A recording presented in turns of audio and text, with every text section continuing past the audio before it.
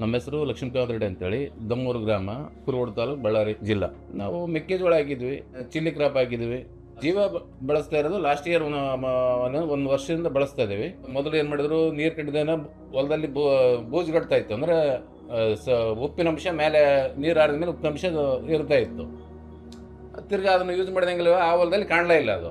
ಆಮೇಲೆ ಮಣ್ಣು ಕೂಡ ಮಿದುವಾಗ್ತಾ ಬಂತು. ಯಾವುದೋ ನಮ್ಮದು ಸವಳು ಜವಳು ಇಲ್ಲ ಭೂಮಿಯಲ್ಲಿ ಬೆಳೆಸಿದಲ್ಲಂತೂ ಇದು ವ್ಯತ್ಯಾಸ ಕಂಡೈತೆ ನಮಗೆ.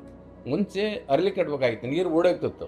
ಅವಾಗ ಒಂದು ವೀಕ್ಲಿ ನಾವು ವಾರಕ್ಕೆ ಒಂದು ಸಲ ಈಗ ಒಂದು ಹೆಚ್ಚು ಕಡಿಮೆ 15 ಡೇಸ್ ಆದರೂ ಕೂಡ ನಡೀತಿದೆ. ಆ ಡಿಫ್ರೆನ್ಸ್ ಇದು ಸ್ವಲ್ಪ ನೀರು ಸಿಂಕ್ ಆಗ್ತದೆ ನಮ್ಮದು ಹೊಲದಲ್ಲಿ.